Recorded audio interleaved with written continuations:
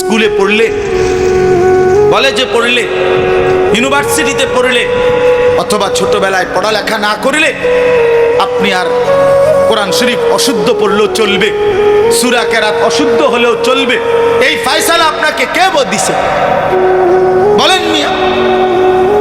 আপনাদের অসংখ্য জেনারেল শিক্ষিত মানুষ এবং সাধারণ শ্রেণী মানুষের এটা ধারণা বেটা, এরা বিশ্বাস করে এই কথা। এরা মনে করে হুজুরদেরটা শুদ্ধ হইতে হইব, তাগোটা কি শুদ্ধ হন লাগবে। হ্যাঁ, আমরা যেহেতু হুজুর না, আমরা ঠিক কোন রকম জোড়া তালি দিয়ে হইলে হইব। আর আমগুড়ি কি হইতে হইব? এটা তো এটা বেইনসাফি না কথা বলে, তাহলে এটা তো 5ই আগস্টের পরে চলার কথা না, এটা তো বৈষম্য। এটা বৈষম্য না।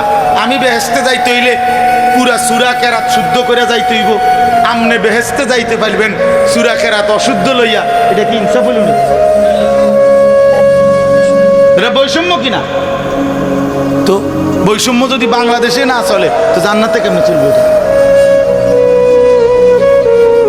কি রে ভাই, আপনার বেহেস্তে তো সোজা হইয়া গেল, আপনি বিড়ি খাইতে খাইতে বেহেস্তে যাবেন গা? ওমা কিতা কি কাকা, আপনি দাড়ি কাটতে কাটতে বেহেস্তে যাবেন গা? আপনি 2 নম্বরই করতে করতে বেহেস্তে যাবেন গা? আপনি ওজনে কম দিতে দিতে বেহেস্তে যাইবেন গা? আপনার ঘরে টেলিভিশন চলতে চলতে আপনি বেহেস্তে চলে যাবেন?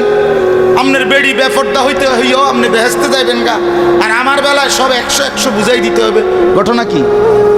ইসলামে এই 2 রকম সিদ্ধান্ত কে দিল? কোরআন শরীফ যদি শুদ্ধ করতে হয় তো ইমানদার মাত্র প্রত্যেককেই শুদ্ধ করতে হবে। আপনি কই পড়ছিলেন আমার দেখার বিষয়। সাবধান মুসলমান, বছরের পর বছর আমি কমপক্ষে আপনাদেরকে বলে গেছি, আমি আল্লাহরে বলবো, 1 দিন 2 দিন না, এই হায়াতের 21 বছর আপনাদের কাছে বলছি। আজকে একদিন ওয়াজ না, আপনাদের কাছে কমপক্ষে 21 বছর আসছি। আমি মালিকের কাছে বলবো, মালিক আমি এই মানুষগুলোর কাছে 21 বছর বলছি, আপনাদের দুয়ারে দুয়ারে বলছি। এখন না আমি কম আসি, কুলাইতে পারি না মাহফিল, বয়সের কারণে সময়ের কারণে হয়তো একটু বাহিরে বেশি যাইতে হয়।